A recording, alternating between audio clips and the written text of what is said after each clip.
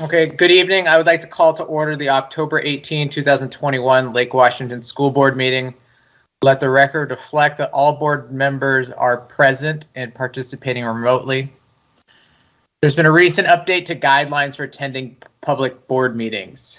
Proclamation 20-28.15, Open Public Meetings Act and Public Records Act proclamations extend the prohibition on in-person meetings, but create an exception for public meetings that comply with the guidelines for business meetings found in the miscellaneous venues guidance. That guidance states that as of June 30, public agencies may hold in-person public meetings with no restrictions on capacity and no physical distancing requirements, provided that all other current applicable face covering requirements as outlined in proclamations are followed. This board values public participation and engagement in the meetings of the board. We will continue to comply with the laws related to open public meetings and current emergency requirements related to miscellaneous venues. If the miscellaneous venues guidance and all other requirements related to COVID-19 cannot be met, the board must hold its meetings remotely. And if we do so, we will continue to provide access via live stream and audio. Due to recent non-compliance at board meetings, the board is determined to hold meetings remotely. The board will notify the public of the location of meetings through the board meetings tab on board docs on the district's website. And at this time, it is planned that all board meetings scheduled in October and November will be held remotely, unless there are changes in the guidance provided. All board meetings, study sessions, and special board meetings will continue to be live streamed on the district's website. Community members who are unable to live stream the meeting may call to listen. That phone number is 425-936-2813, conference ID 37127. I will now entertain a motion to approve the agenda for this October 18, 2021 meeting. So moved. Second. Moved by Director Bleasner, seconded by Director Carlson, that we approve the agenda as presented. All those in favor, please signify by voting aye. Aye. Aye. Aye. Any opposed? Hearing none, the agenda is approved. The next item on the agenda is public comment. The board welcomes the public to its business meetings and encourages community engagement. We dedicate 30 minutes at these meetings to hear from the public during a public comment period. Currently, there are two ways to submit public comment. The first is in writing. And if you wish to do that, please email your submissions to Diane Jenkins by 3 p.m. on the date of the board meeting. Diane's email is djenkins@lwsd.org. The comments are compiled and distributed to the board and posted on the district's website. Due to time constraints, not all individuals that submit written comment will have their comment read aloud, but all public comment is compiled and posted. In addition, you may provide televised public comment. If you wish to do that, please email Diane Jenkins by 1 p.m. on the date of the board meeting. Again, the email address is djenkins@lwsd.org, and a Microsoft Teams link will be shared with you to join the board meeting. You can then share your comments, which are recorded and televised. Please limit all comments to 3 minutes per person, and when it's your turn, turn your camera and microphone on. And after your comment period is concluded, it's requested that you leave the Teams meeting and continue watching the live stream broadcast on the district's website. We have one individual signed up to provide televised public comment tonight, and that is Arthur Weiner. Mr. Weiner, I think I saw you briefly log in. Hello. 3 minutes. Thank you for joining us tonight. Oh, you're welcome. Can you hear me okay? Just fine. Fantastic. So my name is Arthur Weiner. My wife and I have 3 children in the Lake Washington School District. First off, I'd like to commend the board for its openness. I listened to the study session most recently, and I want to commend Director La Liberté for making sure that meetings planned were public. So thank you. I appreciate that. My first comment tonight is regarding the discussion a couple weeks ago regarding who should be permitted to give public comment in the board meetings of Lake Washington School District. And forgive me, I'm not an attorney, but my understanding loosely is that the expected result of taxpayer-funded public education is an informed, responsible citizenry capable of contributing to the community and the greater good. It is the taxpayer that is the constituent, not the individual parent. Excluding any member, forgive me, I get a little charged. Excluding any member of the taxpaying public because they may not have a student in the district is wrong, and it should be formally disallowed.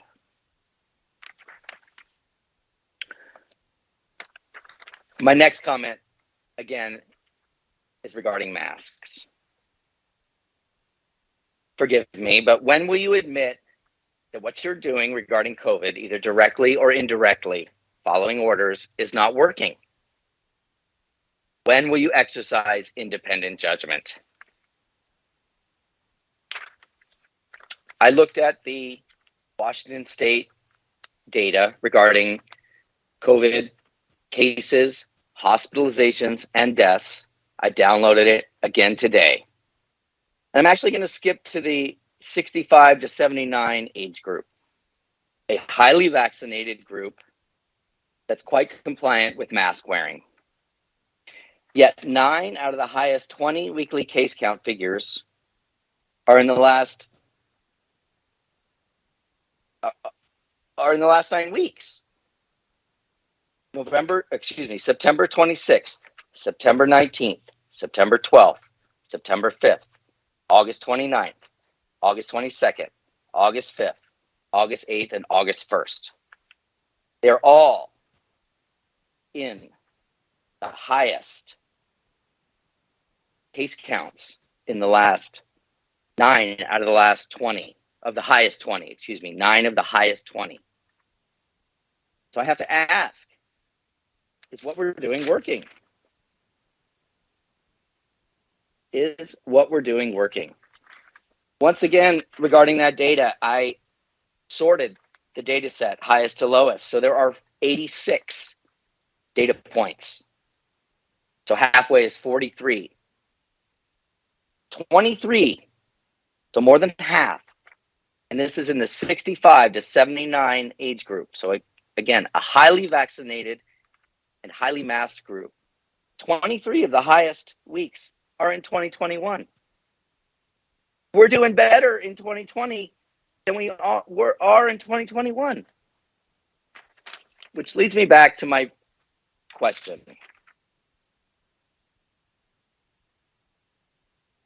Forgive me. If what we're doing is working, if masks are working, then why all the high data? And if masks aren't working, then exercise independent judgment and overrule the requirement for masks. I just wanted to also reiterate real quickly that I've had several people reach out to me. I don't believe they're comfortable providing televised or written public comment, but I'm not alone. Thank you. Have a good night. Thank you for joining us.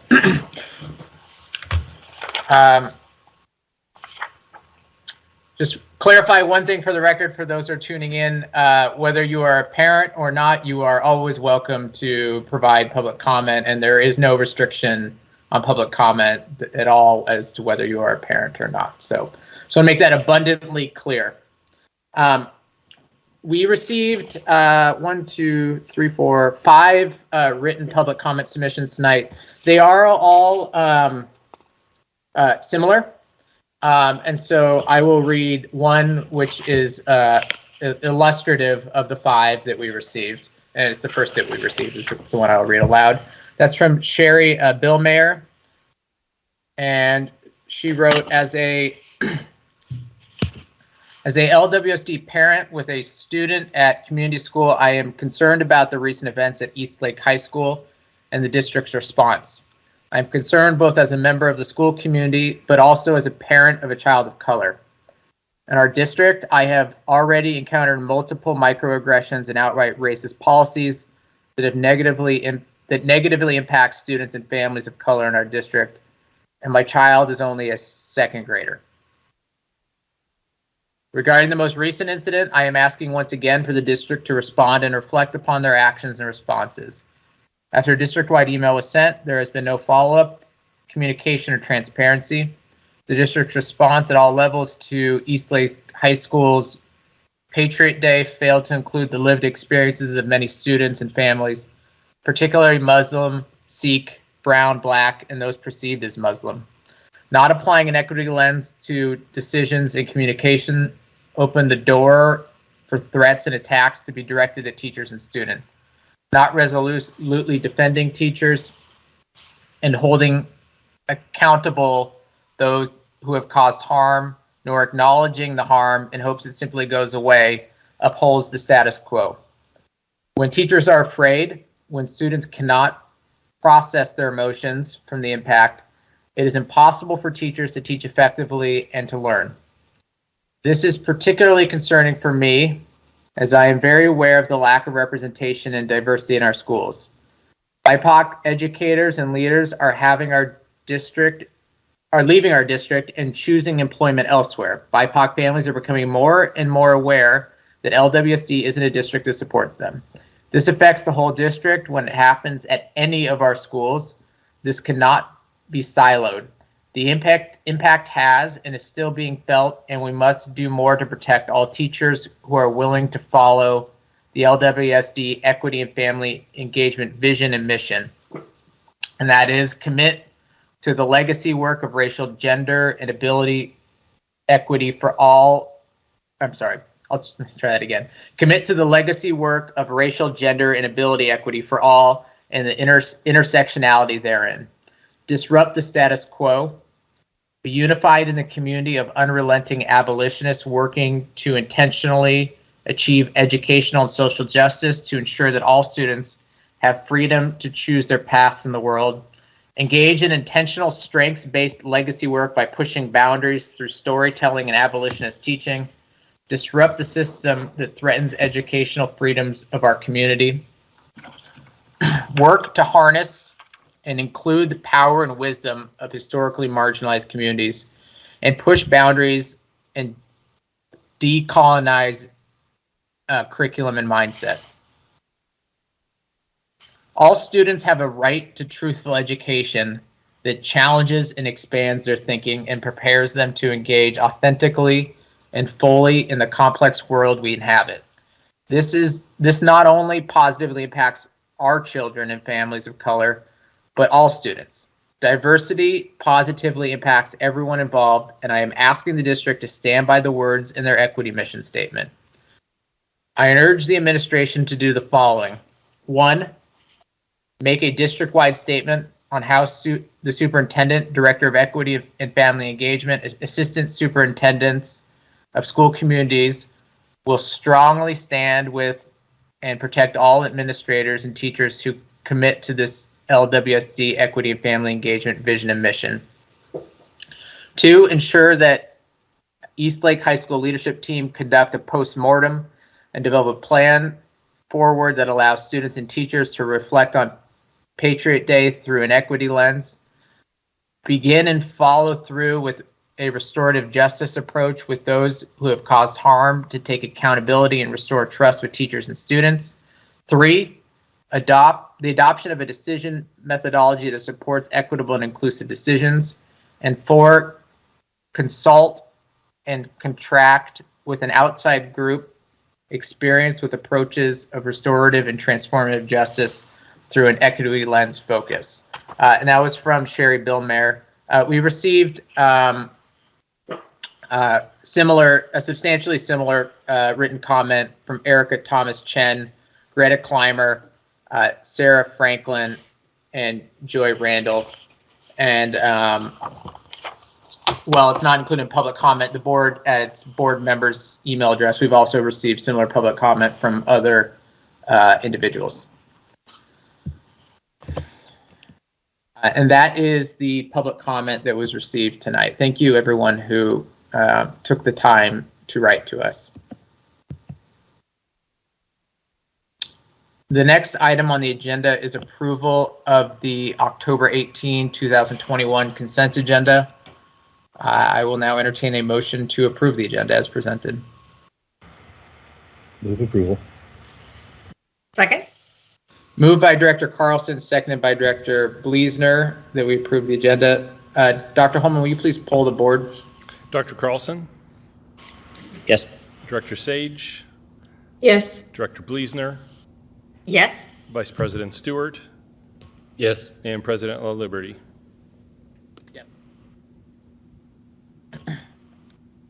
The next item on the agenda is the first item on the non-consent agenda, and that is an update on technology and information divisions. Dr. Holman, can you kick us off? Yeah, absolutely. And so I'm going to welcome the team to the screen, and led by Assistant Superintendent Sally Askman. And so the team is here tonight to present you with an update on really the overall work of the division, which I think is really timely for the board as you're thinking about a capital projects levy. Much of the capital projects levy dollars live within this division and are implemented for our students and staff. And so with that, I'll hand it over to Sally. Thank you, John, or Dr. Holman, and good evening, board members. We're excited to be here this evening to share the Technology and Information Systems Division story. Before we get started, I'd like to introduce each of the directors of the three departments that make up the division. First of all, Forrest Baker, Director of Technology Operations. Second, Tim Krieger. He is our Director of Data Research and Accountability. Mindy Mallon, our Director of Technology Integration, who is retiring at the end of the month. Congratulations, Mindy. And the newest to our team is Scott Beebe.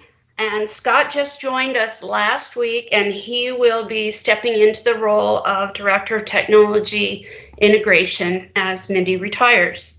So let me go ahead and share the slides with you, and just one moment while I get set up.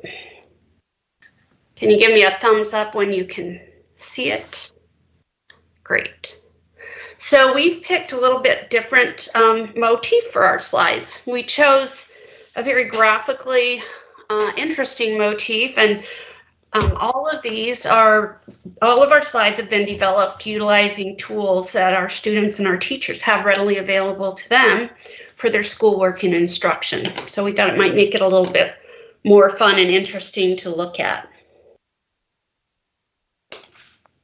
So as John mentioned, I just wanted to say that everything that you'll see tonight is almost all of it, about 90%, is made possible by the generosity of our community's support for our capital projects technology levy.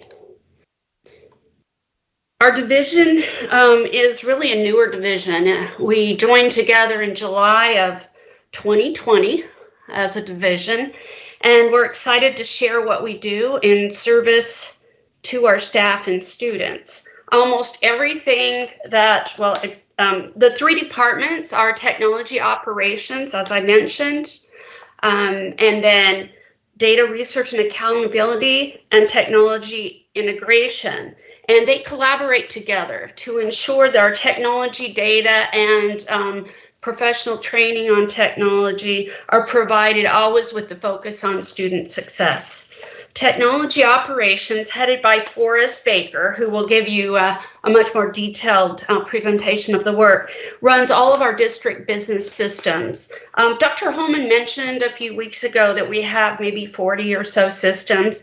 We have at least 40 and growing all the time as the dependency on technology is never ending. Some examples of those systems are human resources, payroll, volunteer management, fiscal, security cameras, phone and voice, transportation, HVAC systems, help desk, ticketing systems, building access control, to name a few of them, just to give you an example. Tech Ops also procures and provisions student and staff laptops, all of the classroom technology, and manages network services. And important to all of our 40,000 plus customers, probably another 30,000 parents, is our 24/7 family and student and staff help desk and internal call center to help everyone keep their technology running as best as possible. Our data research and accountability department, headed by Tim Krieger, ensures our data systems are working properly. Data is collected for analysis and reporting. There's never been a greater time that we've needed data and accurate data in views that we all could understand and analyze and act on. He coordinates the implementation of assessments district-wide and manages research requests and implementation across our schools. And then technology integration, headed up by Mindy Mallon, provides the technology and digital tools, training for teachers, ongoing professional development, and the software and digital tools request process to ensure that our applications are student privacy compliant. And Mindy's team also oversees library programming. Each of our directors are now going to present their department highlights and priorities for this year.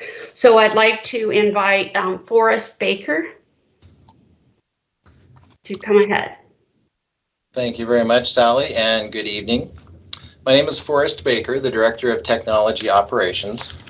There are several projects and services I'd like to highlight from the Technology Operations Department that we are focused on this year. First and foremost, our district's network infrastructure.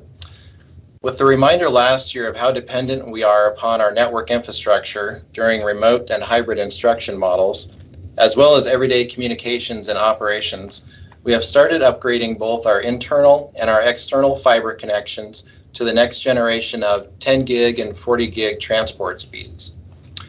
We are also scheduled to upgrade our district-wide wireless network, and we are currently piloting a new solution with plans of scaling and implementing across the district over the next 3 years.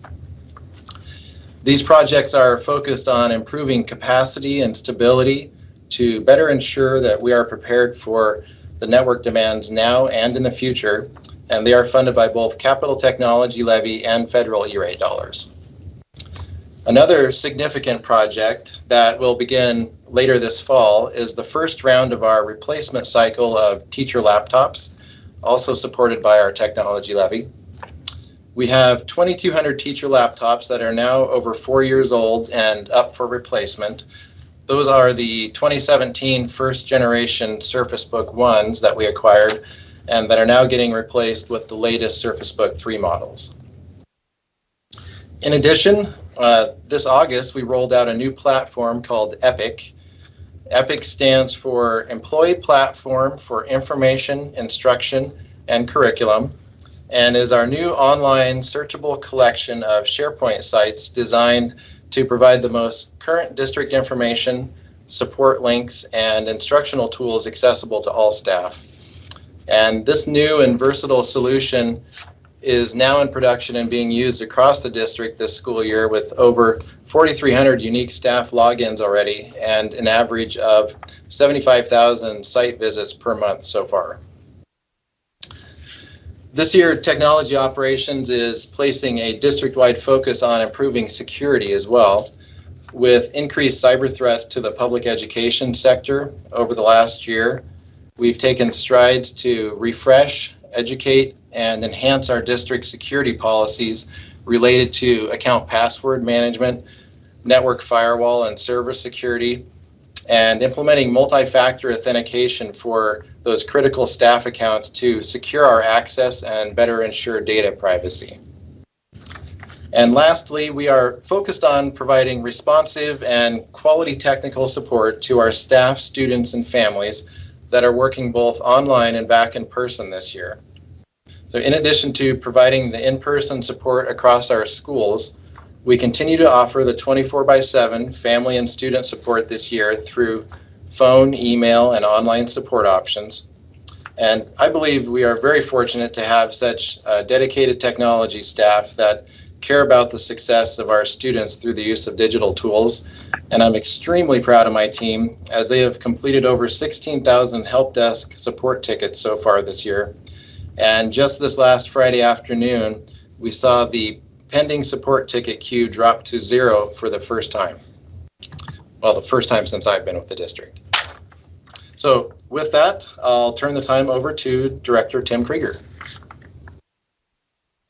Thanks, Forrest. My name is Tim Krieger, Director of Data Research and Accountability, and 4 of the priorities I wanted to focus on for tonight's presentation include the following. First, Data Governance Manual.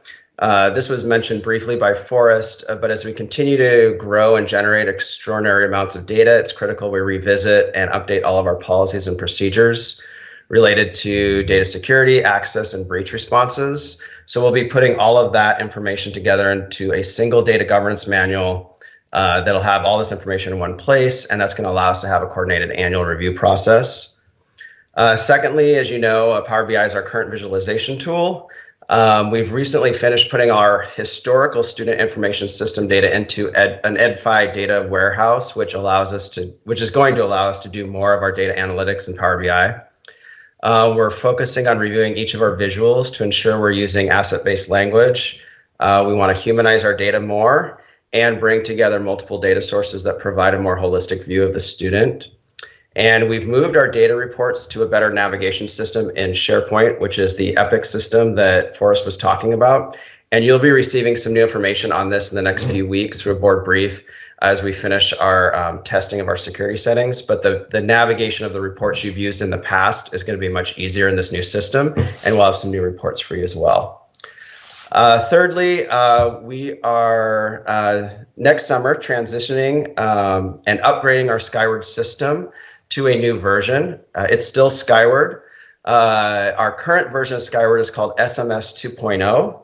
And the new version is called Cumulative, and that is not a typo. It is QMLATIV, and that's the way they called it, and that's the way it is. It's called Cumulative.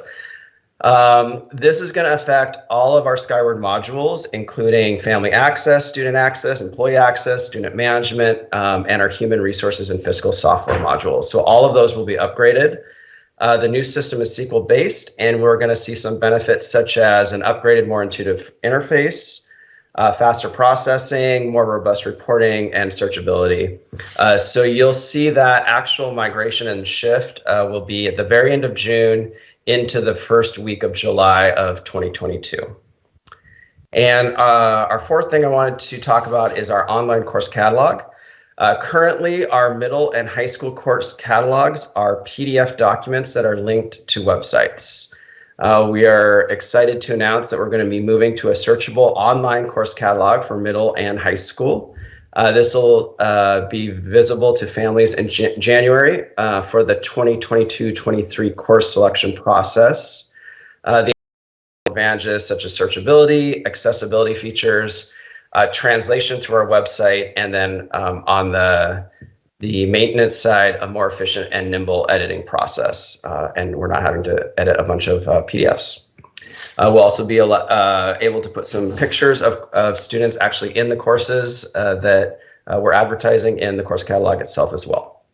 So next, I'd like to introduce Mindy Mallon, our Director of Technology Integration, and Scott Beebe.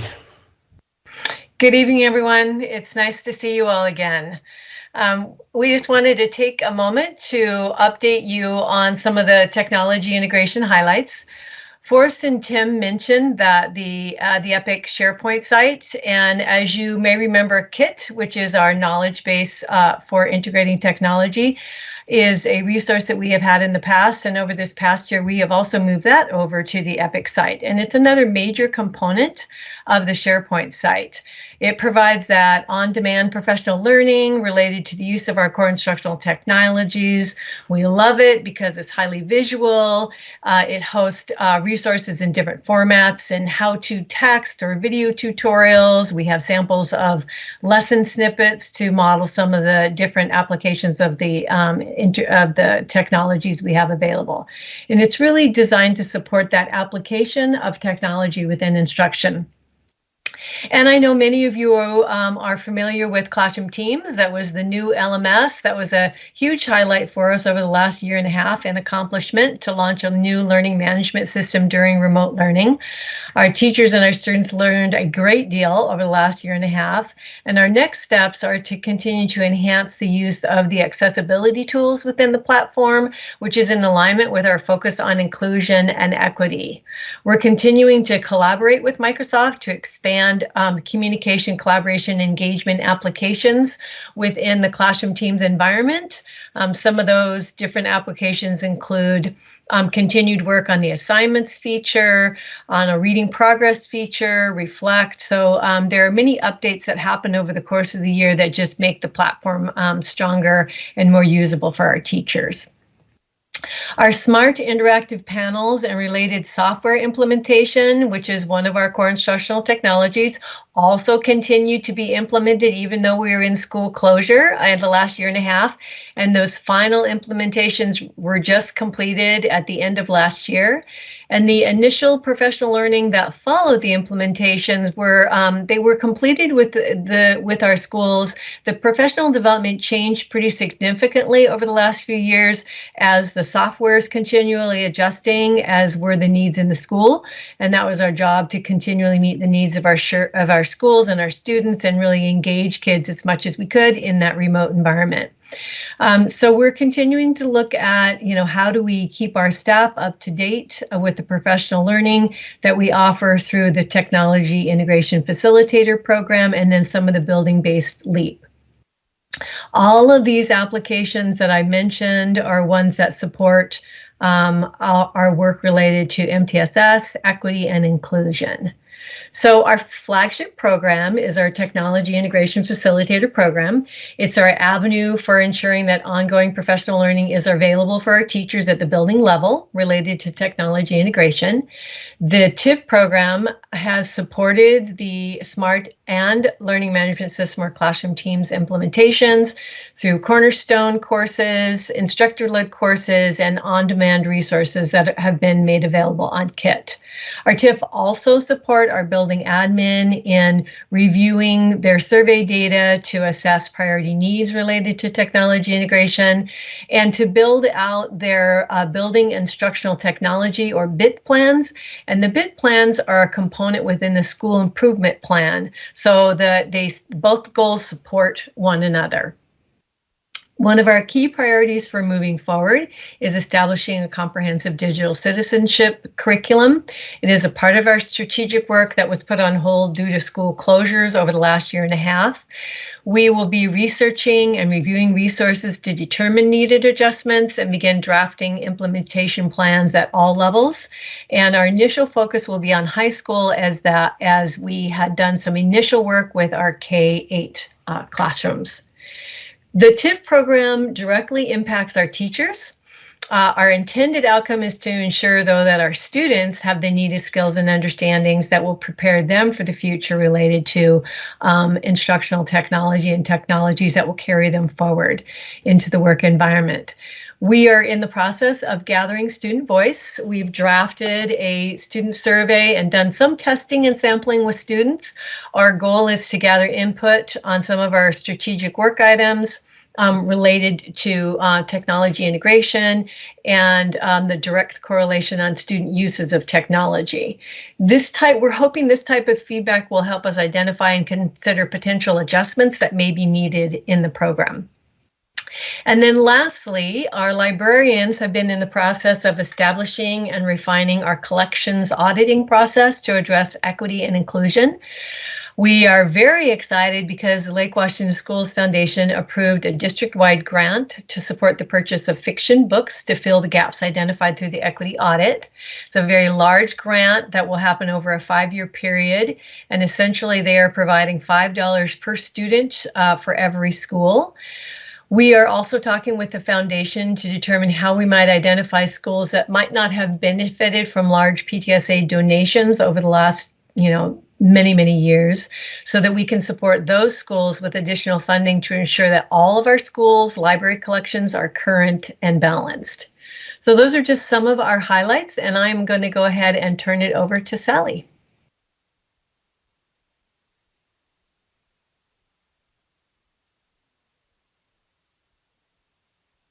thank you, all of you, all of the directors. I just want to say, very proud of all of your work. I know you've all been running 24/7 and then some, and I really feel like your work has put us all, your work and your team's work has put the district and our students' success in a much better place. So thank you so much. And I'm going to unshare and answer any questions that there might be. Any questions from anyone tonight on the presentation? Just a thank you for the very thorough report and a lot of exciting things happening in the tech sector and LWSD, and it's great to see momentum that slowed a little bit here and there because we had to during pandemic, but I'm really excited to see where we're going. Director Stewart? Just wanted to thank everybody again. And say goodbye to Mindy. We hate to lose people, but if you're going to retire, what the heck? What can we do? But that said, I also welcome your new staff member and your replacement, and I'm sure he'll be able to fill those shoes and then some. I appreciate all your work, and I can't believe the insanity you guys went through the last 18 months. Then again, I can't believe the insanity we've all gone through the last 18 months. So. Very true. Thank you much. You're very welcome. Director Bleasner?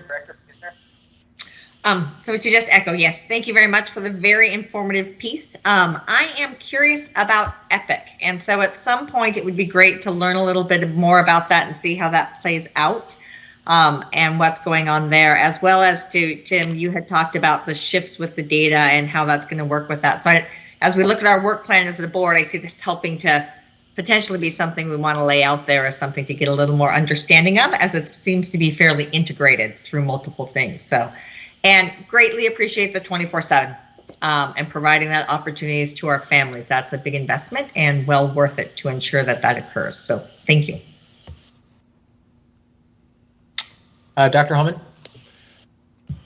And before this team jumped off, I did want to also voice my appreciation for what they accomplished in the last year. You know, when I think of each of these three divisions, without them, we would not have had the success that we did last year. When I think of preparing our students, families, and staff from technology operations, technology integration, every report you saw that generated data was Tim and his team. When you think about attendance last year, it was Tim sitting side by side with other teams to think about, well, if these are the rules, how do we actually implement them and accomplish this so that maybe the workload on staff isn't so great, but we're actually accomplishing what we need to for students and families and actually meet the requirements that we had.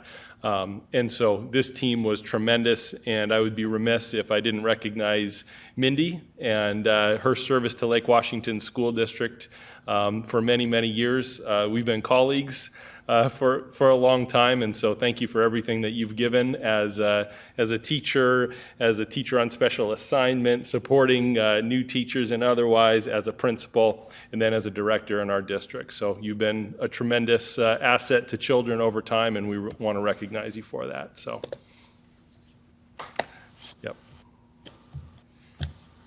Okay, great. Thank you, everyone. Thanks for the presentation.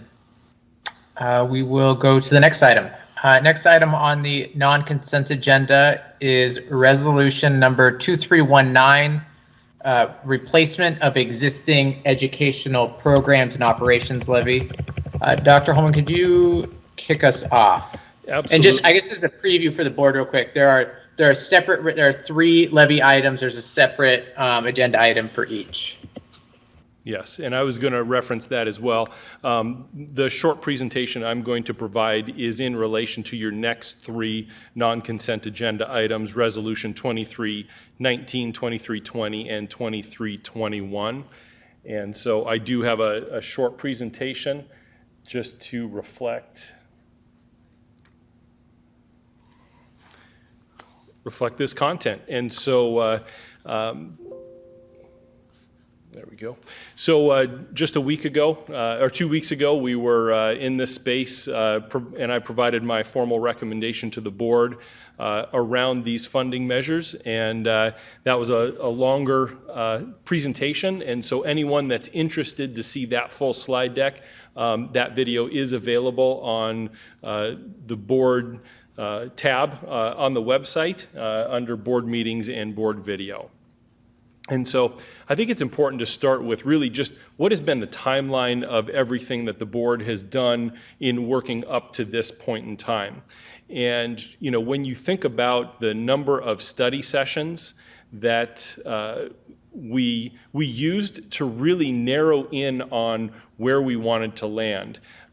These were complex conversations that the board had to have, thinking about some of the shifts in educational programs and operations, knowing that McCleary was being implemented 4 years ago. What does that mean today? Understanding our capital projects for technology and facilities, and then determining what is that pathway forward in terms of construction, not only the funding, but also what is that plan as we think about the needs of classrooms for our students. You can see there 2 board meetings specifically last week or 2 weeks ago, my formal recommendation tonight, shorter presentation, and the board has resolutions which you'll take action on tonight. Barbara, team, and I met with a bond and levy advisory committee last spring to really review data, to review information. Some of that was the facility advisory committee recommendations. Some of that was our enrollment data. All of those pieces that the board also received as well. And then in July, we did a statistically valid survey of our community, which did help us think about these levy measures that I'm proposing tonight and the overall considerations that we've made. You've seen this in a longer view, but this is the short view, knowing that we are in October right now. Should the board ultimately take action to approve these measures, you can see there's a lot of work to do with the resolution filing date of December 10 being the latest, that we can get that to King County to be on a February 2022 ballot. All of those pieces are critically important. The informational campaign to notify our community of what these measures are and what they'll accomplish for kids. Submitting our levy expenditure plan for the first time, something we haven't done in the past because that was a McCleary decision that was made. Voter pamphlet information, and then just you can see there also in November that website updates, FAQs, presentations. It's about providing the right level of information to our community so that their questions are answered, and it's really transparent what is on the ballot for February 2022. And so really this is about seeking levy funding from our community to continue excellence in education for each and every student in our community. When I think about the students in our community, there are students that have been underserved. There are students that haven't been as successful as we want them to be. And so it's through these levies that we can have the resources to be able to shift our programs and services to meet the needs of absolutely each and every student within our community. And so there's 3 specific levies that the board will be considering and taking action on tonight. One focused on student programs, one focused on school technology and facilities, and then building excellence. And thinking about that first category of student programs, our educational programs and operations levy, it is a replacement levy to support our student programs and operational needs that are not funded by the state of Washington. And so that recommendation really does identify a specific amount, on average $92 million a year. What we know is that's about 14% of our overall operating budget. And so without our educational programs and operations levy, that would substantially reduce the programs and services we know that our students need, that as a board, you expect our students to have, that our community expects our students to have, and that we truly believe our students need. you can see that there's a change in the tax rate, and also the collection amount will increase from $2,200 to $2,700 per pupil. The next levy is our capital projects levy focused on technology and facilities. This is also a replacement levy. And what we know is that this levy funds about 90% of the needed funds for our technology program and for our facilities maintenance and efforts as such. On average, it's about $44 million a year. The rate really does stay consistent from what voters approved 4 years ago. And the third levy that the board will be considering tonight is what we're calling the Building Excellence Capital Levy. And this truly is a levy to support the construction needs, current critical needs at the elementary, middle, and high school levels. It's important to note that when we think about the long-term needs of our student spaces, this really is step one, knowing that we needed to identify really a long-term funding strategy, but also a long-term construction plan as we think about what our students need. We are one of the most rapidly growing districts in the state of Washington, the fastest growing district in King County. And with that comes the need to really be thoughtful about the classroom spaces that our students need. And so tonight you'll be taking action on really that step one of Building Excellence overall plan. And it's a capital construction levy that will in total collect $295 million to be able to provide the required capacity at the middle school level, elementary level, and high school levels in different regions across the school district. On average, we'll collect about $49 million per year. On average, it's about 52 cents per thousand of assessed value. This really is about critical student space needs. Being a rapidly growing district, there are student space needs that this is one of those points in time where it is absolutely critical that we build additional classrooms for students. And this is step one of that long-term plan, knowing that there's other criteria that we've talked about, such as providing new space for students, replacing aging facilities, and then addressing the number of portable classrooms that are currently in use across the school district.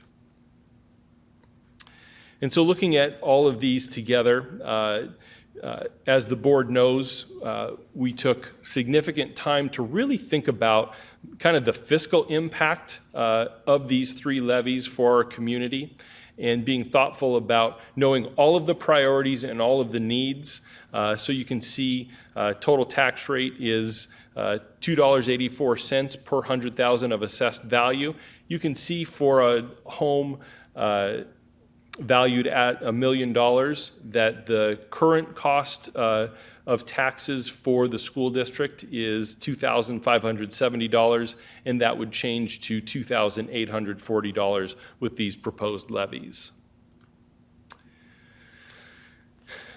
If that's the what of what we're talking about, kind of the why is, I think, as important as the what. When we think about what we're trying to accomplish for students, we think about our values, a focus on students, and really a high-quality education for absolutely every student. I truly believe that is a shared value with our community, that the type and quality of education that the youth in this community receive is a value that our community holds. A focus on learning, accomplishing our mission of graduating students and our vision of graduating students that are actually future ready to make decisions for their life, is a value that we hear from our parents, from our staff, from business, from civic. We hear that from all across our community. But a value on focus on connections, because we know that there's a shared partnership between schools being excellent and communities being excellent. And when you have excellent schools, that is one of the components that creates excellent communities.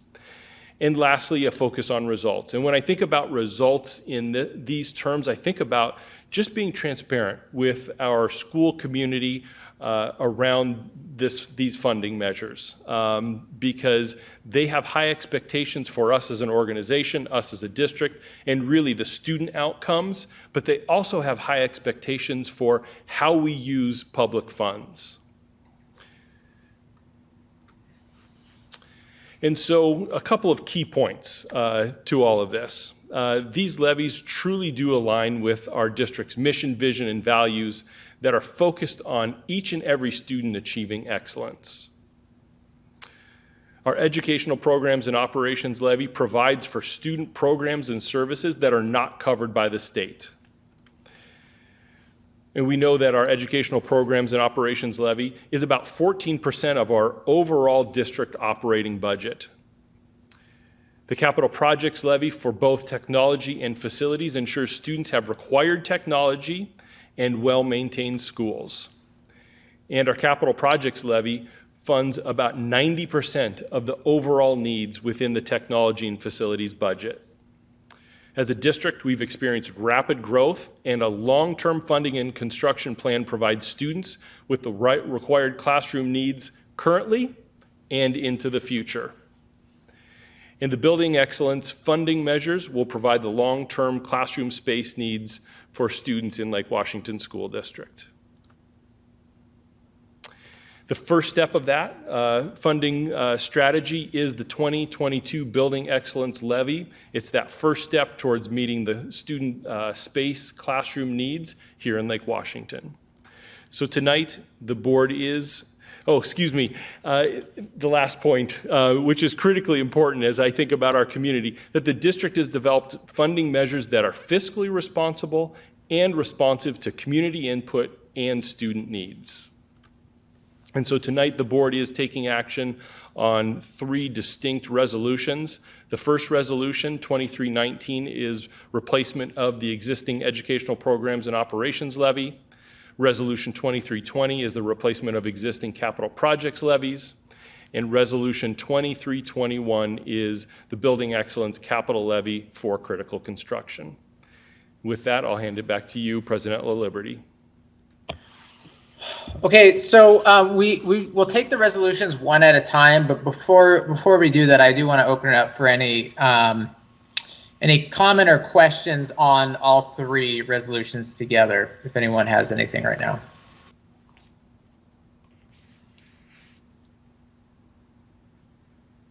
Director Sage? Yeah, I know this has been said recently because we've had a lot of meetings about bond and levy. But John, would you mind giving an example or two of a program that EP&O covers?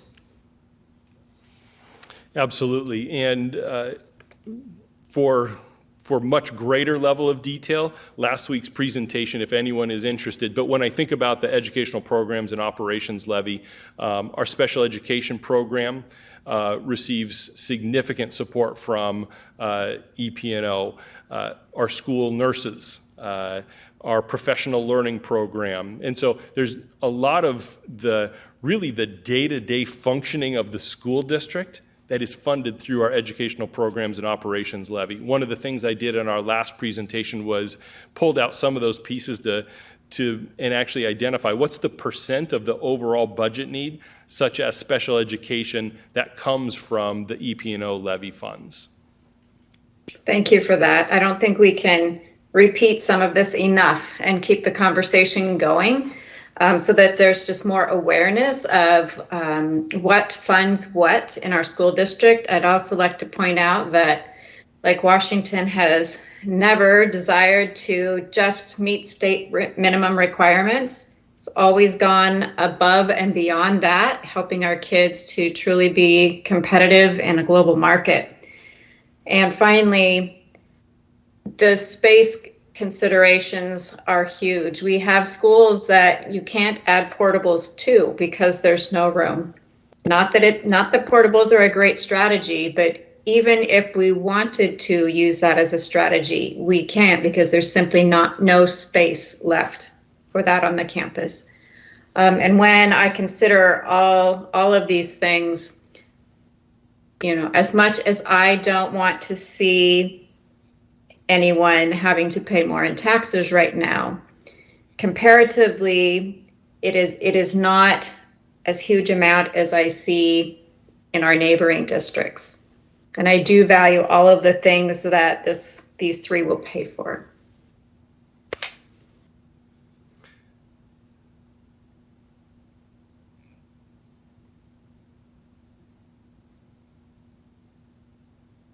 Well, it's telling me to go ahead, so I'll go ahead. I just wanted, in addition to those programs, I assume that also takes care of our gifted programs, also the EP&O. So I actually just pulled up the slide on my laptop. It provides support for staffing in an array of programs across the district. Our social emotional learning curriculum and supports, almost all of our mental health supports for our students that the board has really funded over time as you think about the different ads over the years, health and safety, safety and security, professional learning, the additional course offering, so the 7th period day at the high school, 100% of that is funded through our educational programs and operations levy. Special education, highly capable services, and yes, we receive some funding for special education, highly capable programs, our English language program, yet we have to supplement the state funding with local dollars to actually be able to implement the program. We supplement transportation almost fully, our substitute program. If a teacher isn't in a classroom in a day, we need a highly qualified substitute to go in.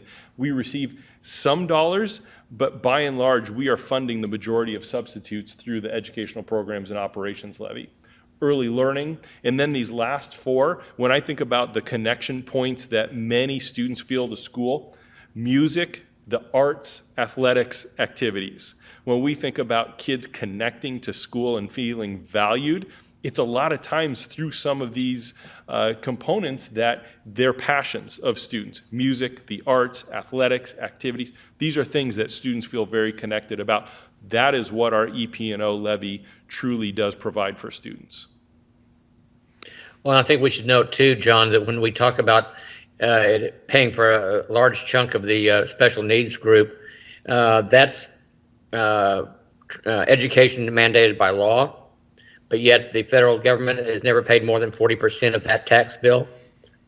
Also, I think as we look at the desire to go back into classrooms from last year, and everyone not enjoying being at home as much as they thought they would, I think it's a necessity. It's one of those things. It's not, as Cassandra said, no one wants to pay another penny in taxes. But when you're getting value out of it, it's worth it. And I think what we're doing is providing value. Yeah.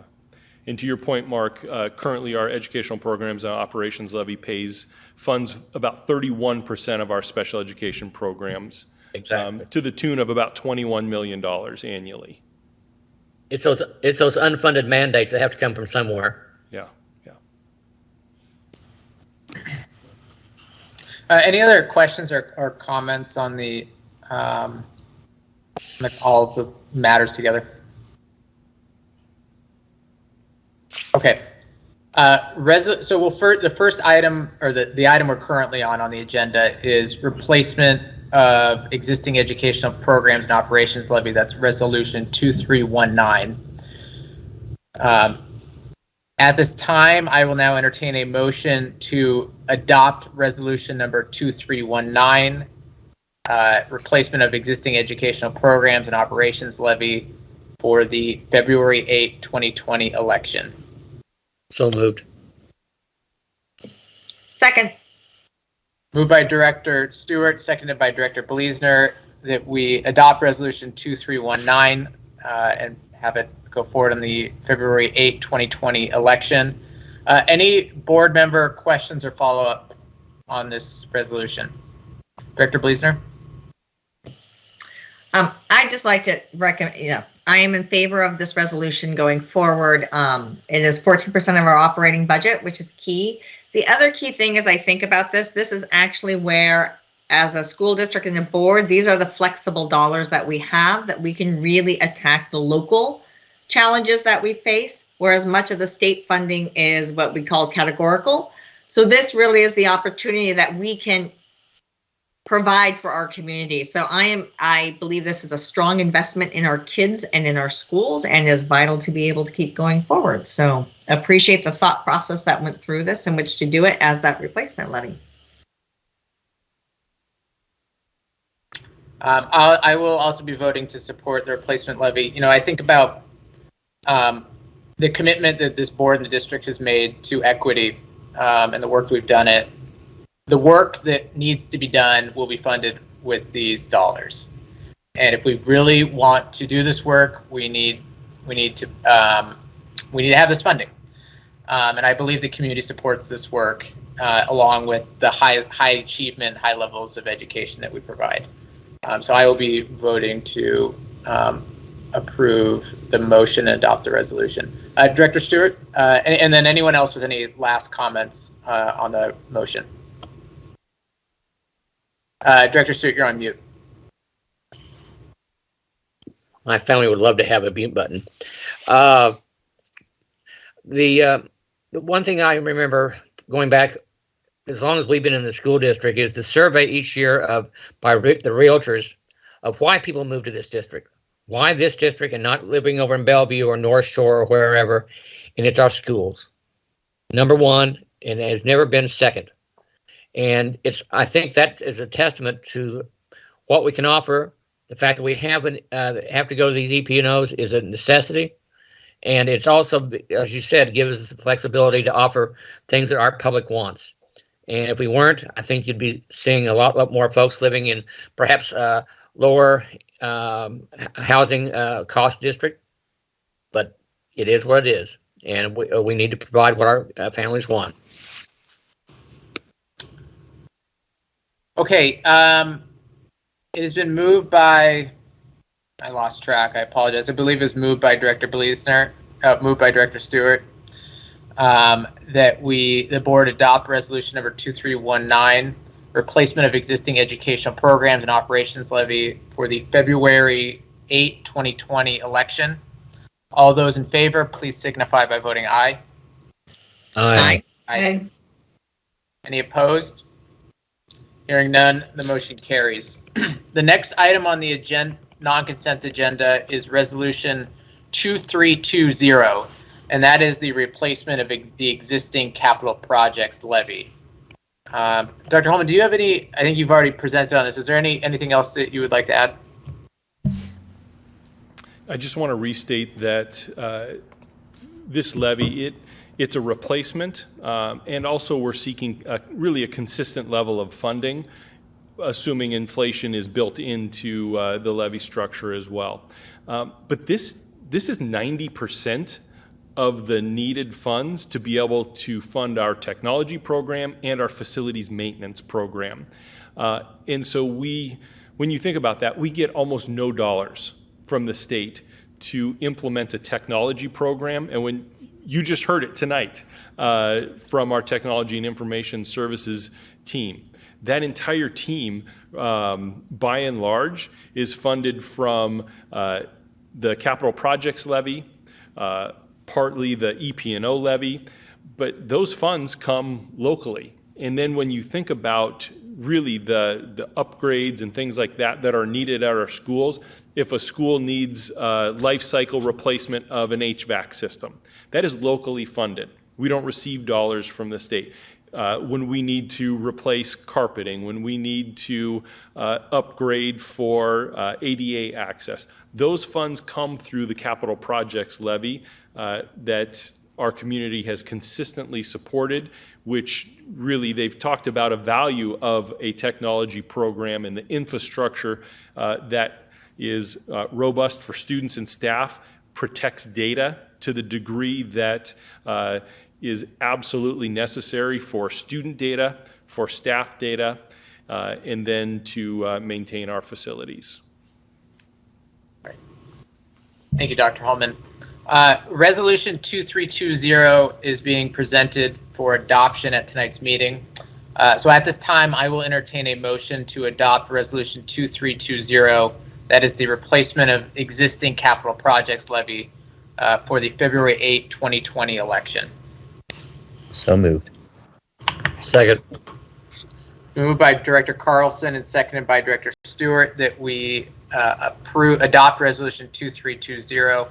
Any board member comments or follow-up? I just wanted to echo Dr. Holman's comments about the importance of this and supporting the technology that we are providing for students. This last year, we have seen the critical nature of that, and it is something that is going to continue to be an ongoing need for our students. All of them, not just the ones where their parents can afford a little technology. We never could have made it in this past year.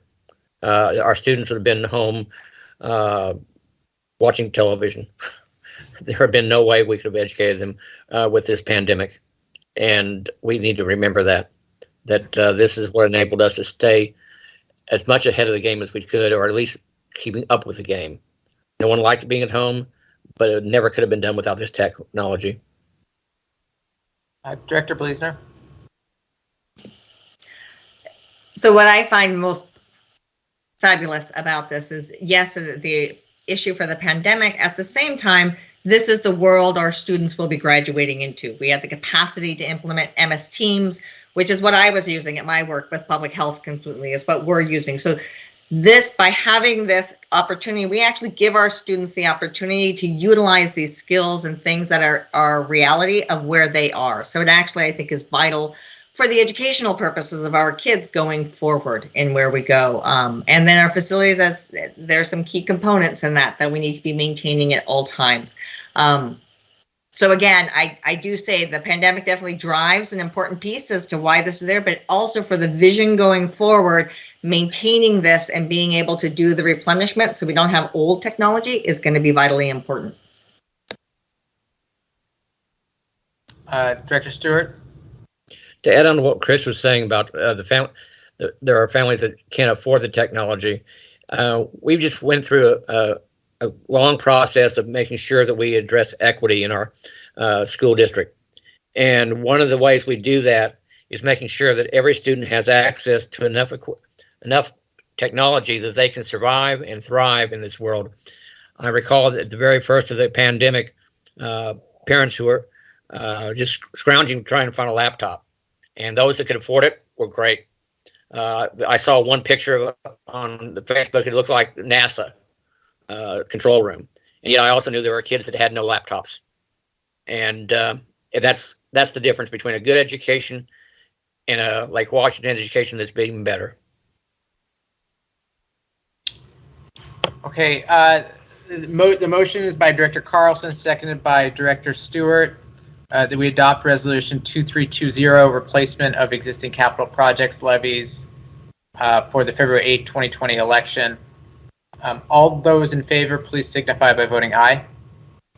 Aye. Aye. Any opposed? Hearing none, the motion carries. The next item on the non-consent agenda is adoption of resolution number 2321, and that is the Building Excellence Capital Levy. Dr. Holman, anything to add for this resolution? Yeah, probably. You know, the board knows the amount I have worked on finding space for students over the years, the number of boundary adjustment processes that I've led or co-led and been a part of.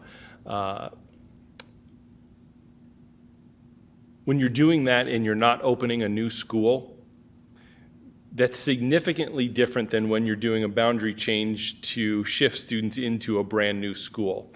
And when I think about what our community expects for their children and what we want to be able to provide, having really this long-term concept around the space needs of our students, having a plan to fund it, having a plan to construct it, really goes hand in hand with students having an excellent education. When I think about, I our educational specification. That's our standard that we say each school should align with this, meaning space is allocated for student programs this way. Students have access to these spaces in this way. Many of our schools aren't able to accomplish that because they're overcrowded schools. And so when I think about our special programs, our special education programs, our English language programs, our highly capable programs, those students receiving those special services deserve to have the appropriate space for learning. And that looks different for each of those groups of students that I just referenced.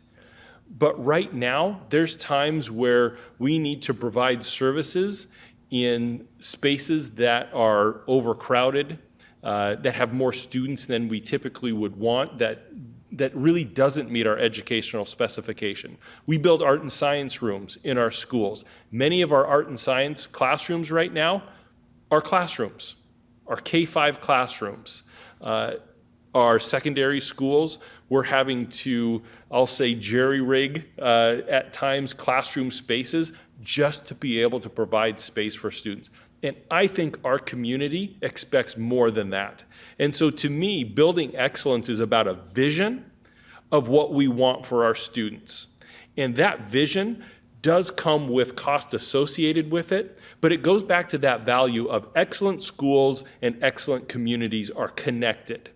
And this is step one, and this is about critical capacity. But when I think about building excellence, it's really about identifying funding and a construction plan out through 2034 that matches that level of excellence that I believe all of us believe our students deserve, our community expects, and really we all expect for ourselves and our students in our school district. And so tonight is step one of that, is building excellence. It's a levy. And so you can see I feel passionately about student space because I know what it provides. Because when our schools have space to be able to be nimble, to add a classroom and not have to take away that art and science room, to add a classroom and not have to consolidate multiple programs into a single classroom. That's our schools being able to have the space need so that they can provide what we all expect them to provide for our students.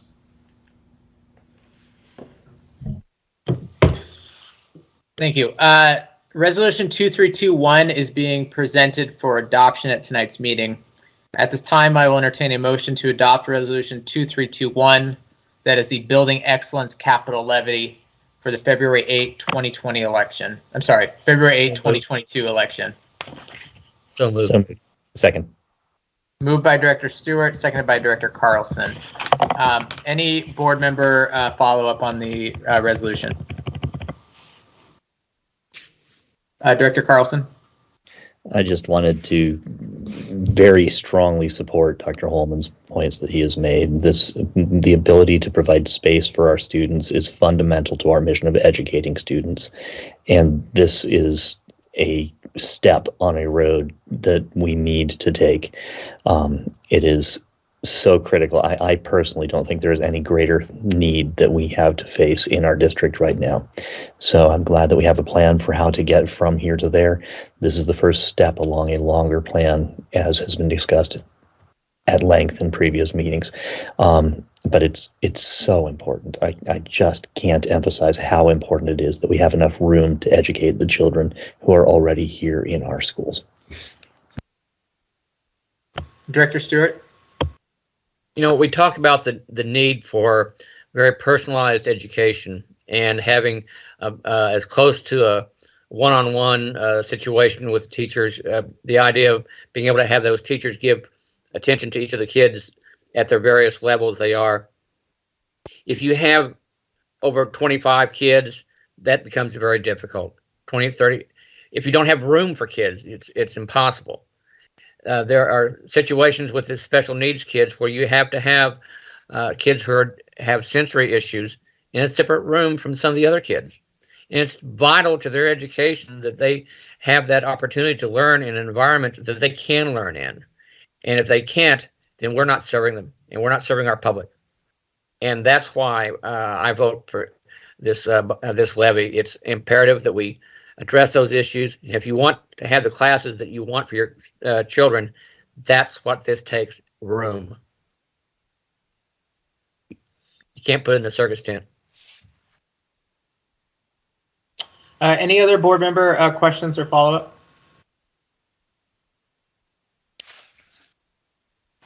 I just echo briefly, Director Carlson references, and in Dr. Holman's presentation for our last meeting when these came up for first reading, we asked Dr. Holman to provide an abbreviated presentation tonight, as we already had the full one 2 weeks ago, but there is a long-term plan for addressing our capacity needs in our district, and I would invite anyone who's interested to watch Dr. Holman's presentation, which outlined that in detail. That was given at our last meeting on October 4th. I also want to just I'll pat all of ourselves in the back here. I think the board worked really hard on that long-term plan, and doing it in a way that was both responsive to the needs of our students and is in a fiscally responsible manner too. We have a lot of schools that need to be built, and trying to do that while being aware of the impact that has on taxpayers. And I know that was a focus for everyone on the board, and a lot of thought went into the plan. And this is, as everyone recognized, the first step on that. So there's a motion by Director Stewart, seconded by Director Carlson, that we adopt Resolution 2321. Nope. Wait, I think, did I get that right? Yes, 2321. I want to make sure I get my words right here. Yes, 2321, the the Building Excellence Capital Levy for critical construction. And it will be placed on the February 8, 2022 election ballot. All those in favor, please signify by voting aye. Aye. Aye. Aye. Any opposed? Hearing none, the motion carries. All right. The next item on the agenda, on the non-consent agenda, is approval of the monitoring report for OE5, which is financial planning. Dr. Holman, could you get us started?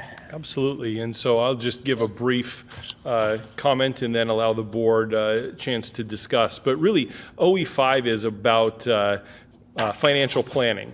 And tonight you have two monitoring reports on your agenda for review and monitoring: financial planning and then financial administration.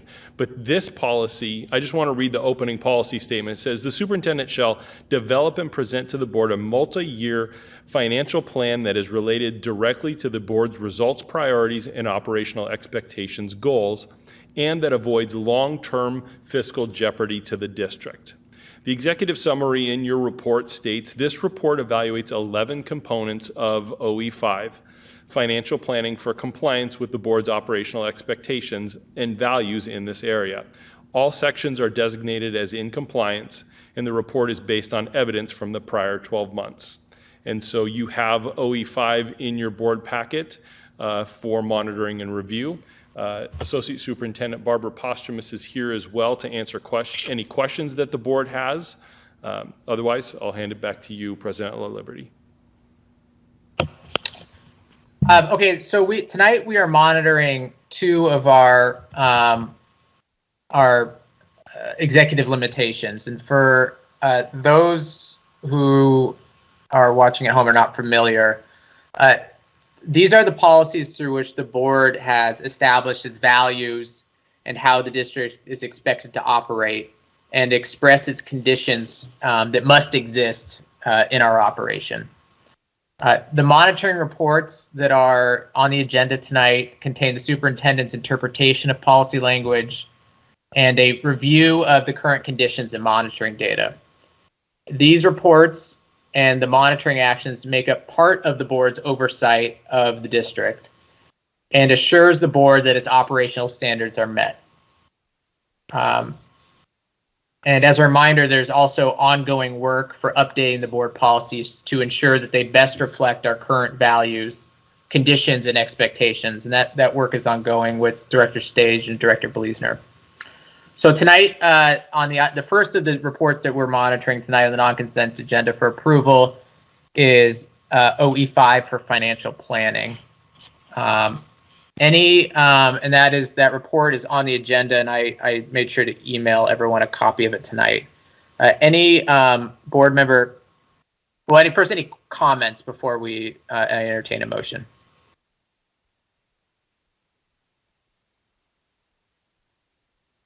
Okay, I will now entertain a motion to approve monitoring report OE5 for financial planning as presented. Move approval. Second. Moved by Director Carlson, seconded by Director Bleasner, that we approve OE5 as presented. Any board member questions or follow-up? Director Bleasner, could you get started?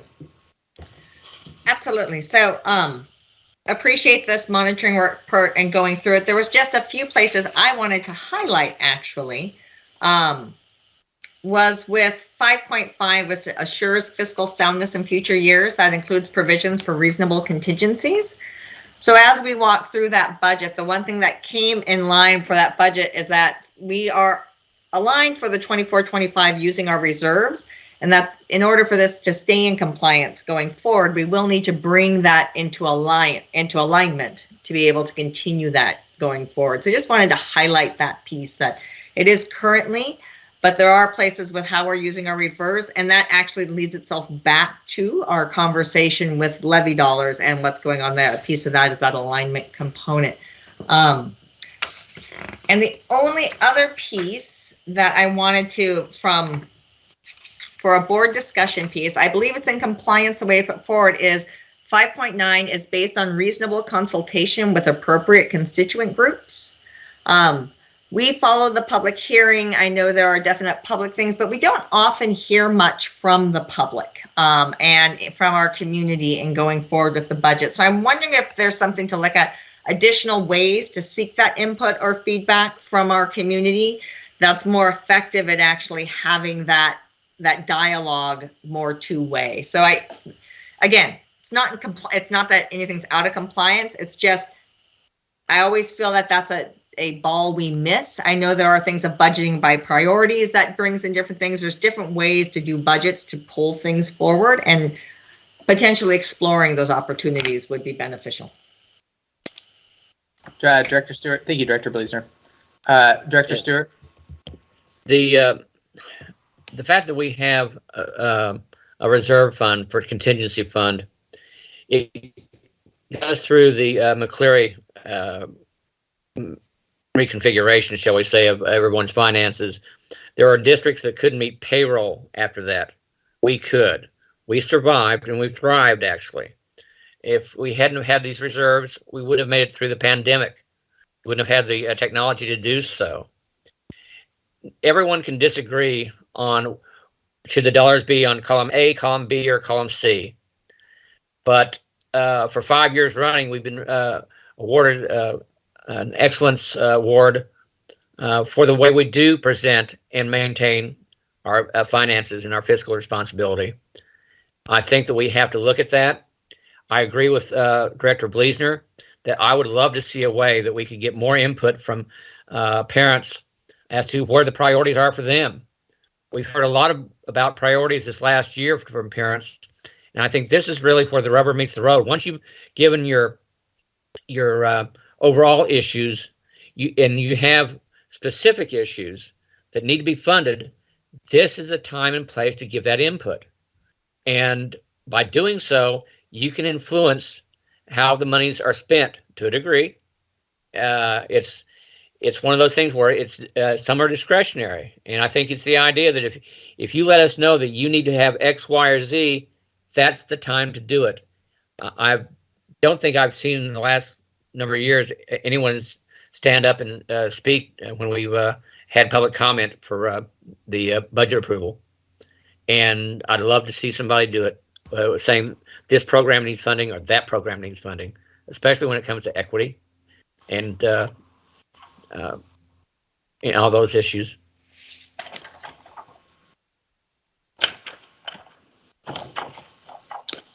Any, I'm getting feedback. Any additional board member questions, comments? Could I just highlight one thing? I think we're all getting feedback. We now. are getting feedback. If everybody mutes, Okay. Excellent.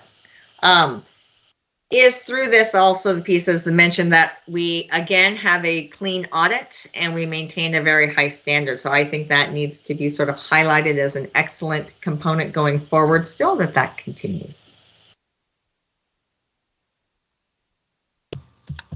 I want to highlight that just tonight we had an update on the budget for the current year, and so I view that. I want to highlight that one of the things that the board calls for in the OEs is for the superintendent to keep the board informed and clearly describe revenues and expenditures. I feel that the district is in compliance. I can always appreciate both that we budget conservatively and that we do it with our eyes wide open and honestly too, and that we recognize where the challenges are and we're honest about the future expenditures that we expect and we plan accordingly. And that gives me a lot of comfort as a board member in planning for the long term. So I believe that the report is in compliance and that the board's OEs have been reasonably interpreted by the superintendent. Any other questions, clarifications on the information presented in the OE report, OE5 financial planning report tonight? Just to thank you to Barbara and her team. They do an incredible job. Okay. It's been moved by, I gotta start writing these things down. I believe it was moved by Director Stewart and seconded by Director Carlson that we approve OE5 as presented.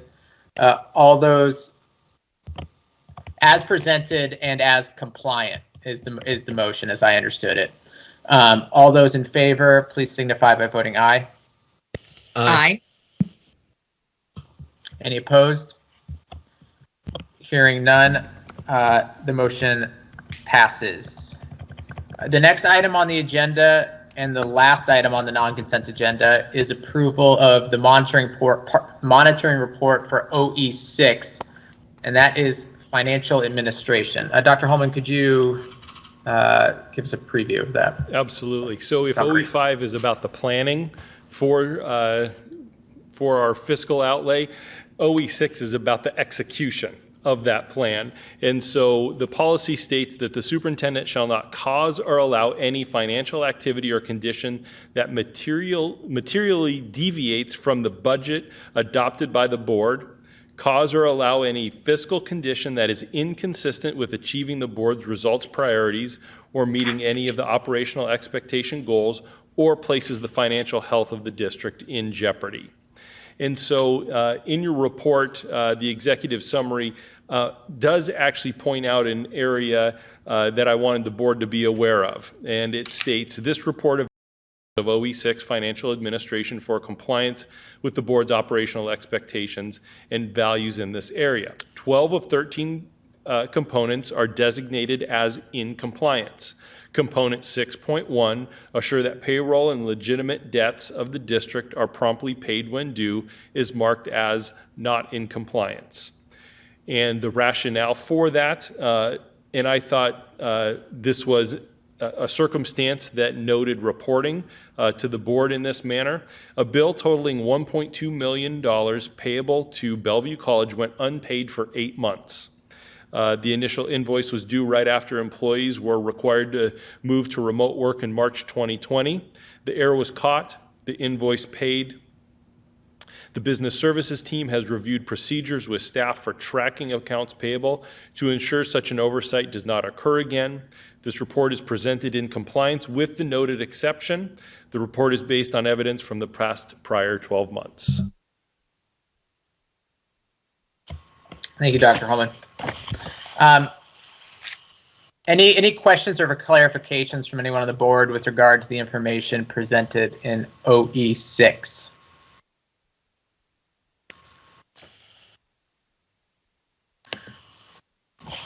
Okay, seeing none, I will entertain a motion to approve the monitoring report for OE6 as presented.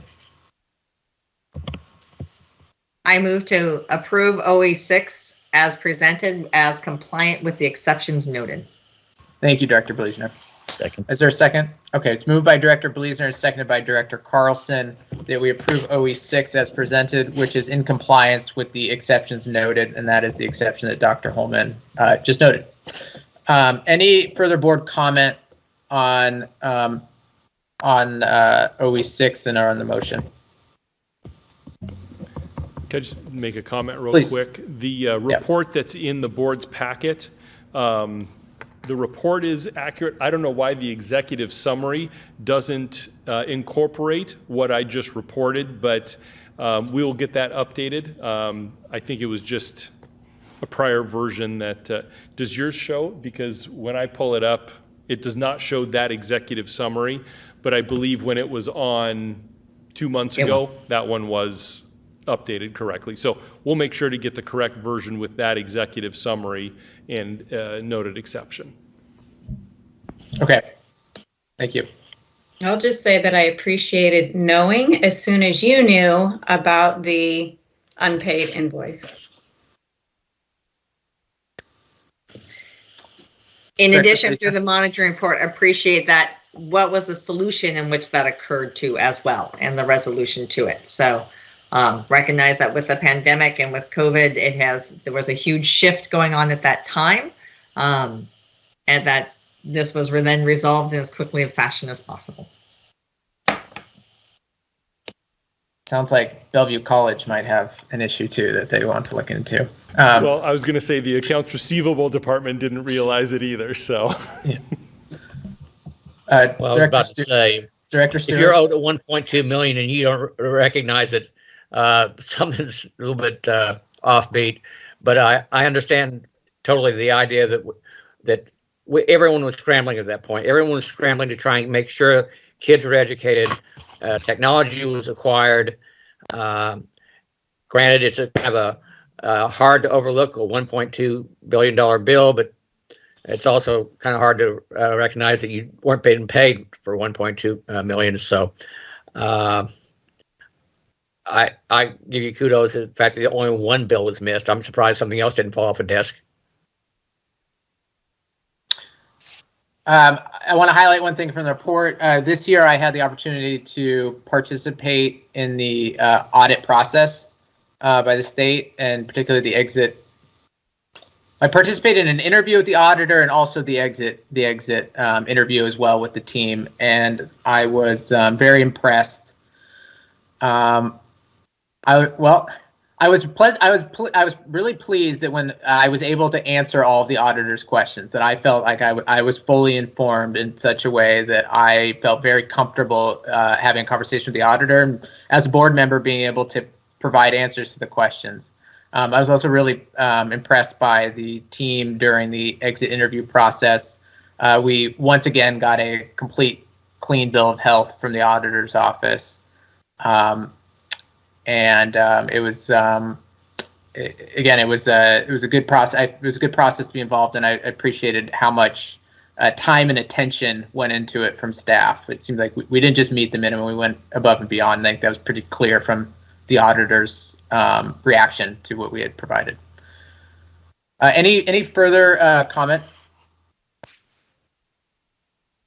It has been moved by Director Bleasner and seconded by Director Carlson that we approve OE6 as presented, which is in compliance with the exception that was noted to 6.1. All those in favor, please signify by voting aye. Aye. Aye. Aye. Aye. Any opposed? Hearing none, the motion carries. The Next item on the agenda is the superintendent report. Dr. Holman, do you have a report for us tonight? Oh, sorry. Yes, Director Bleasner, please. Sorry, a question on process. OE5 and OE6 will each have, if there's any commendations or directions by the board, to be included with it. I do think there's some pieces we do want to do so. Just want to confirm who will be writing that and what the step would be for it to come back. You will be writing it. I am happy to write those up and have those summarized. Will they be coming back to the board for final approval, or?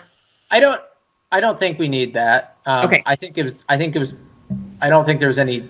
I think with what I heard tonight, I didn't hear any pushback on anything from any board members. It seemed like we're all in alignment where we're at, and I heard a few comments on additional things or next steps, and I trust that you can memorialize those. If not, I can listen to the videotape. The other piece is, I'm assuming remonitoring is in the next year, in 12 months. Right. Of the date of the report. It'll be less than 12 Well, hopefully months. sooner. Sorry, Dr. Holman, what were you saying? It'll be less than 12 months from this point in time, but it will be more in alignment with 12 months from when originally on the agenda. Perfect. Okay. And the reason for that is we had to push these monitoring reports several meetings due to time constraints. So it'll be a little less than 12 months. And Director Bleasner, we will get you the correct version of the report tomorrow, just to make sure you have that exec summary in front of you as you're thinking about these. Actually, OE5 also, as I look back, doesn't have the exec summary as well. So we'll get that updated as well. Great, thank you. And I'm happy to take a second look after you write it up if you want another pair of eyes. Thank you. Thank you. The next item is the superintendent report. Dr. Holman, do you have a report tonight? I do. October 18th, 2021 is an interesting date. About 10 weeks ago, Governor Inslee announced that today was the date that all, I believe it was all state employees, and then subsequent to that, all K-12 staff, school district staff, needed to be fully vaccinated with limited exceptions. And so when that was announced, we knew that today would potentially be a hard day as a district, but it's also a celebration of the response of our staff, the response of our community to this. And so I say that because the data I'm going to share with you, there's good news in it, but there's also news that caused tears today in Lake Washington. And I want to share both of those because both of those are realities in this. And I want to recognize the staff that spent a tremendous amount of effort to actually implement the governor's orders. Central team really focused on all of the details, knowing that no district had ever gone through this kind of effort in a 10-week period to identify vaccination status in compliance with the governor's orders, of actually putting eyes on over 4,000 employees' vaccination records, working through processes around exemptions, and actually crossing all of our T's and dotting all of our I's by this date. And so I want to share a little bit of data with you. I'm pleased to report that we have over 97% of our staff fully vaccinated. There were 106 staff members that requested exemptions from the governor's orders. And those exemptions were made in the categories that the governor allowed: medical and religious. We had 6 medical exemption requests and 100 religious exemption requests. We approved all 106 exemptions, and we provided accommodations for all 106 requestees. And those accommodations are required accommodations and ensure the health and safety of those they're interacting with because those individuals aren't vaccinated. Those accommodations required are specific masking requirements, specific distancing requirements, arrangements while eating, required COVID testing on a weekly basis. And so those accommodations are in place in response to the governor's order of fully vaccinated. And so appreciate the team that worked through all of that. We also had some resignations during this last 10 weeks. What we don't know is for every resignation, what was the actual reason for a resignation. Those that we can actually quantify as directly in response to the governor's vaccine requirement is 10, 6 classified and 4 certified. I believe there's a few others as well, but those are the ones we definitively know. Today, we also had to terminate 5 employees. And that kind of goes to that, successful campaign to get all of this done. But, these are 5 employees that otherwise would have been working with us tomorrow, employees that were successful Lake Washington employees. And as we know, they made a decision that this vaccine for them was the wrong decision, and that decision also meant that they could no longer work in public education. And so 4 of them certificated LWEA members and 1 classified staff member. The team also worked through our substitutes. 274 active certificated substitutes, 273 fully vaccinated, 1 requested an exemption and will be provided accommodations for that exemption request. We have 107 classified substitutes, 107 classified substitutes fully vaccinated. And so the work continues because there's still a few staff members that we need to follow up on, requests for specific HR procedural meetings that will occur in the next day. Those individuals not working until those procedural meetings are completed so that a final determination can be made. But great appreciation to everyone that has worked to implement this. None of us knew the level of complexity to actually implement this vaccine requirement, all the way down to the implementation of a testing strategy for staff on a weekly basis. How are we tracking that, documenting that, and ensuring that any positive case gets immediately notified to supervisors so that we can address that. Our principals and supervisors across the district were the primary, reviewers of vaccine information. And so if you think of a high school, you have north of 150 to 200 staff members, ensuring that you actually met with and looked at each individual vaccine card, documenting it into a system. Tim Krieger and his team, thank you for creating that for us. But all of that, and then all of the follow-up, working with our legal counsel, whom had never worked through a process like this before, and they were learning as we went as well. And so just wanted to reflect today. It's part of the pathway forward work, and like so much of this, it always comes with mixed emotions, because anytime we have to say goodbye to a colleague, someone who's been employed by the district, and is in good standing otherwise, we take that seriously. And so that's my superintendent's report this evening. Thank you, Dr. Holman. The next item on the agenda is board comments. Do any board members have any additional comments for tonight? Director Stewart?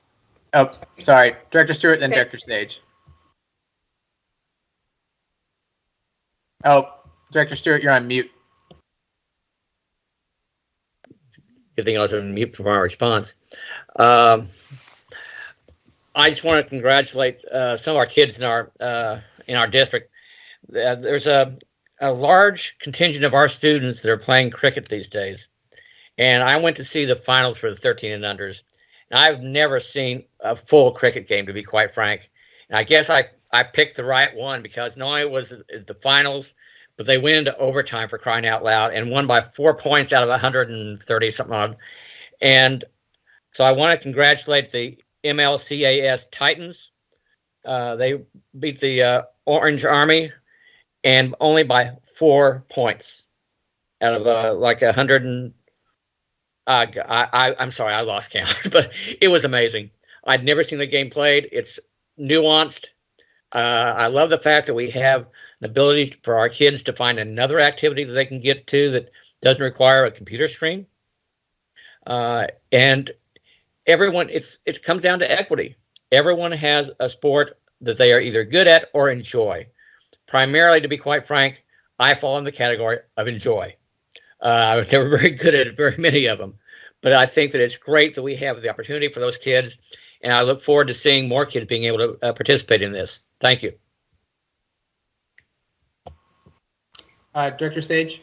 Yeah, I'd just like to note that the difficulty, the start to this school year has been for staff, particularly administrators, as Dr. Hallman referenced, who've been picking up the slack in checking vaccination records, following up with staff members, making sure they knew deadlines and processes. Also with, basically taking on a role of public health with quarantines and checking back with students and making sure negative tests were in place and notifying students and families when they can come back to school. It's a lot more than an education system was really set up to be, at least here. And I recognize that it's been a lot of extra work and must be very exhausting. So I thank you and the staff for going the extra mile to ensure kids have the absolute best place to learn. Any other board member comments for tonight? Director Bleasner? I just wanted to give a quick, I had the opportunity to attend the Lake Washington Schools Foundation board meeting as the liaison for the school board. And I think Mindy actually mentioned tonight as one of the projects they're funding, which is the Inclusive Library Initiative. And so that is completed in 5 years, and they're starting with 7 schools for this year. So that was an exciting piece that they're looking forward to doing. The other piece, just to be aware of, they do support our mental health first aid training that goes on and that they do for staff, and that's some of the social emotional learning. So that is a great opportunity that they're providing to help support the work of the district and our students in being successful. If you haven't had the chance to do the mental health first aid training, I'd recommend you take it. It is very informative and does some really good stuff. And just provides one more layer of opportunity to help youth in who might be in crisis, that you are able to help at least refer appropriately and find those locations. So just so I want to give you an update, the other piece they've done a lot of work with actually is with Nourishing Networks and being able to address food security amongst our students. And they do a lot of that work through pantry packs, as well as through supporting some of our local programs in Kirkland and Redmond. So just sort of give you, so I'll try to do this every month when I go to give you an update as to sort of where the foundation is at. I know they meet regularly with John, which I think is highly helpful. They do appreciate that a lot. So there you go. If you have any questions, more than happy to answer those. The other thing, it was great on Indigenous Day. We were able to go to the Eastside Native American Education Program presentation they did as a recognition of the day, as well as of the the boarding school deaths that had occurred amongst the children that had been found. They did a memorial for that as well, and then highlighted also some of the accomplishments of Native American. Kudos out to Mary Wilbur and her staff, as well as all the students who put that together and gave the opportunity for all of us to learn a little more and to be a little more connected to what is happening there amongst the Native American community. So thank you. Thank you, Director Bleasner. Director Stewart, I saw did your hand go up? Oh no, I must have just missed. Yep, no, it was up. I wanted to add on to what Director Bleasner was saying. In this, each month, the board members have a column in the Currents publication for the PTSA. In fact, this month I highlighted the work of the social emotional program, the first aid, mental health first aid program that the foundation was working on, and how when you have a foundation that can help spread the resources around to the full district, and you have the PTSAs working together, it's kind of a magical combination. And I think it's great that we have it. As always, I'm always impressed whenever I go to an event that Mary Wilbur is in charge of. That program is fantastic. I continue to watch those kids and just be amazed. And the beautiful part of it is those kids will start in that program in kindergarten and go on through their senior year in high school. And when they graduate, they receive an eagle's feather. Now, you only get an eagle's feather by virtue of a great accomplishment, and the federal government only issues X number of them to a program. And I think it's great that our kids are able to do that program. Thank you. Last thing, so tonight was the first time in a while that we've had OE monitoring reports on our non-consent agenda and had a discussion around them. So there's a lot of practice in facilitating the conversation around that. So maybe individually, if anyone has any feedback for me, if you want to call me and let me know. We have 2 more coming up next meeting. OE 4 and 10, I believe, will be on the non-consent agenda. So we'll be, as we get into a practice of more regular monitoring of these reports and getting back on track, and just with the board's commitment to transparency and monitoring the organization, I just want to make sure that we're having as robust of conversations as we can around that. So if anyone has any feedback tonight or at any point, let me know before the next meeting. And I'm sure I'll hear from Director Bleasner. Okay, we've reached the end of our agenda. I will now, the next meeting is November 1, study session at 5 p.m. held remotely on Teams, followed by the board meeting at 7 p.m. I will entertain a motion to adjourn. So moved. Second. Moved by Director Stewart, seconded by Director Carlson that we adjourn. All those in favor, please signify by voting aye. Aye. Aye. Any opposed? Hearing none. Motion carries. Meeting is adjourned. Thank you. Let the feedback begin. All right. Have a good night, everyone.